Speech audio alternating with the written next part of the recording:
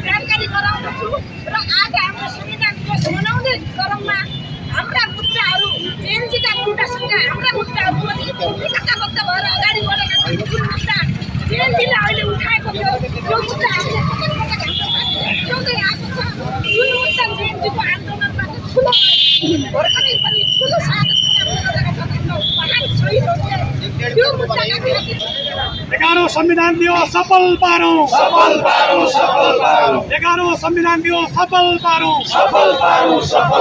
नेपालको संविधान जिन्दाबाद संघीय लोकतान्त्रिक गणतन्त्र नेपाल।